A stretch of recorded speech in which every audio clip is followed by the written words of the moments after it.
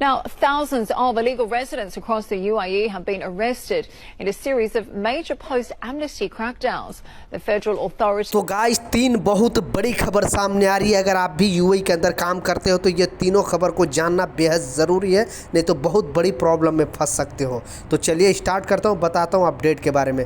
तो पहला, जैसा मैं स्क्रीनशॉट पर लगा कर दिखा रहा हूँ, एक बहुत बड़ी खबर सामने आ रही है और इसमें बताया जा रहा है कि अगर आप यूएई के अंदर विजिट वीज़ा पे आ रहे हो और आप कहीं पर भी किसी कंपनी में अगर आप जॉब कर रहे हो तो आप इस गलती को बिल्कुल नहीं दोहराना, नहीं तो बहुत बड़ी प्रॉब्लम में फंस सकते हो। क्योंकि क्लियरली ये अपडेट जारी करके बताया है कि जो लोग अगर आप यहाँ पे विजिट वीज़ा पे आ रहे हैं और टेस्ट के नाम पे, क्योंकि बहुत सारे कंपनी क्या करते हैं कि आपको टेस्ट के नाम पे 1 दिन 2 दिन 3 दिन तक काम करा लेती है और फिर अगर आपको अच्छा काम करते हो तो आपको सिलेक्शन करके आपका वर्क वीज़ा कन्वर्ट कर देता है। लेकिन क्लियरली गवर्नमेंट बोला है कि आप एक दिन भी अगर कोई भी वर्कर से, कोई भी कामगार से कोई कंपनी अगर विजिट वीज़ा पे काम कराएगी तो वर्कर पर भी बड़ा एक्शन लिया जा सकता है, वो लाइफ टाइम के लिए बैन हो सकता है और कंपनी पर भी बड़ा एक्शन लिया जा सकता है। तो प्लीज़ एक वर्कर के नाते ये वीडियो ज़्यादा से ज़्यादा शेयर कर देना लोगों तक, ताकि उनको पता चल सके। क्योंकि अभी भी 80% लोग यूएई के अंदर आ रहे हैं तो विजिट वीज़ा पे आते हैं, यहाँ पे आते हैं, कंपनी उनको चेक करती है, तब उनका वर्क वीज़ा लगाती है। तो ये गलती को बिल्कुल ना दोहराना और लोगों तक ज़रूर शेयर करना ये वीडियो, पहला। दूसरा जो इम्पोर्टेंट अपडेट है, आप लोग भी थोड़ा दिन पहले मैंने भी न्यूज़ में आपको बताया था, लेकिन लोग बोल रहे थे कि नहीं ऐसा कुछ नहीं है।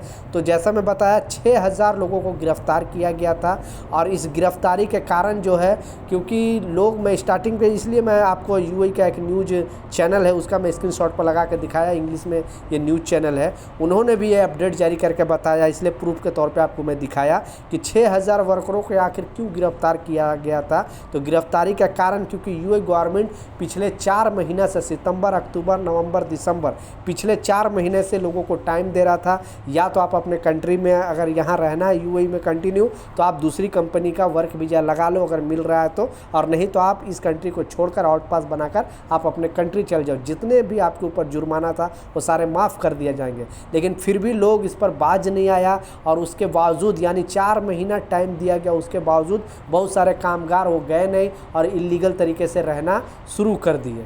बाद में अभी लगभग 150 जगह पे छापामारी चला और 150 जगह पे छापामारी के बावजूद लगभग 6000 कामगारों को गिरफ्तार करके जेल भेजा गया है। तो बेसिकली आप भी अगर इलीगल तरीके से अभी भी प्रेजेंट टाइम में भी रह रहे हो तो प्लीज़ आप दूसरे के बातों में ना आए, या तो आप तहसील सेंटर में जाएं, आप अबू धाबी के अंदर हैं तो, या फिर दुबई के अंदर आप हैं तो आप आमिर सेंटर में जाएं, या फिर टाइपिंग सेंटर में भी जाकर आप पूछ सकते हो, इसकी जानकारी ले सकते हो। क्योंकि गवर्नमेंट का भी वो लोग, मिनिस्ट्री का भी काम करते हैं, इसलिए लोगों को गिरफ्तार किया गया है। तो प्लीज़ ये वीडियो शेयर कर देना ताकि दूसरे तक ये वीडियो पहुंचे और लोग को लगे कि अभी भी चांस है, उनका जुर्माना माफ़ हो सकता है। लास्ट जो सबसे इम्पोर्टेंट अपडेट है वो है इमरत आईडी से रिलेटेड। इमरत आईडी रखने वालों के लिए एक बहुत बड़ी वार्निंग जारी किया गया है, जैसा मैं स्क्रीनशॉट पर भी आपको लगा कर दिखा रहा हूँ और दिखाया था। इस अपडेट में बताया जा रहा है क्योंकि अभी स्कैम बहुत चल रहा है यूएई के अंदर, बहुत सारे लोगों के साथ स्कैम चल रहा है। इमरत आईडी, आपका इमरत आईडी लेकर वो सिम कार्ड निकाल लेता है, लोन निकाल लेता है, फिर फंसते आप हो। इसलिए गवर्नमेंट ने क्लियरली बोला है कि आपका अगर इमरत आईडी या तो क्षति, मतलब कुछ नुकसान हो जाता है, टूट फट जाता है, कहीं भुला जाता है, कोई भी प्रॉब्लम हो जाता है इमरत आईडी में, तो इमीडिएटली आपको आईपीसी के वेबसाइट पे जाना है, आईपीसी के वेबसाइट पे जाना है और तुरंत आपको कंप्लेन करना है, ताकि कंप्लेन करने के बाद आपका जो इमरत आईडी है वहाँ से ब्लॉक कर दिया जाएगा। फिर आप दूसरी इमरत आईडी के लिए अप्लाई कर सकते हो और आपका इमरत आईडी बन जाएगा। इसलिए लोगों के साथ ज़रूर ये वीडियो शेयर करें, लोगों को ज़रूर बताएं कि इस तरह का गवर्नमेंट ने अपडेट जारी कर बताया है कि आप अपने इमरत आईडी कभी भी कुछ भी प्रॉब्लम हो जाए, भूला जाए, खो जाए, इमीडिएटली आपको आईपीसी के वेबसाइट पे जाना है और रिपोर्ट करना है। लास्ट जो सबसे इम्पोर्टेंट अपडेट है वो है ओवर स्टे से रिलेटेड। ओवर स्टे से रिलेटेड क्योंकि इस बीच में जो 4 महीना वीज़ा माफ़ी प्रोग्राम चलाया गया उसमें ये सामने बात आई, क्योंकि लोगों को जानकारी नहीं था और पता चल गया, नया नियम की जानकारी नहीं था और मालूम चला कि वो तो सोचे कि हमें ओवर जो ग्रेस पीरियड दिया जाता है वो है, और उसके वजह से 10 दिन 15 दिन यहाँ पे रहने लगे।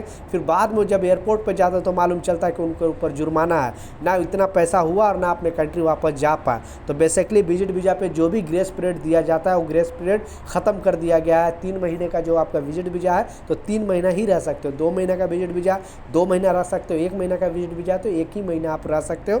वर्क वीज़ा वाले को मान लीजिए 2 साल का वर्क वीज़ा है, आपका कैंसिल हुआ है या फिर आप का एक्सपायर हुआ है तो आपको 28 डे से लगभग 6 महीने तक की आपको ग्रेस पीरियड मिलता है, यानी बिना वीज़ा को रह सकते हैं। किसी को 6 महीना, किसी को 3 महीना, किसी को 2 महीना, किसी को 28 डे, मतलब मिनिमम 28 डे आप ग्रेस पीरियड आपको वर्क वीज़ा वाले को मिलता है। अगर जो लोग इसका उल्लंघन करते हैं और एक दिन भी वीज़ा एक्सपायर के बाद एक दिन भी रह लेते हैं तो डेली का 50 दिरहम जुर्माना लगाया जाएगा, और जब तक नहीं ये पैसे पे करोगे तब तक आप अपने कंट्री वापस नहीं जा सकते हो।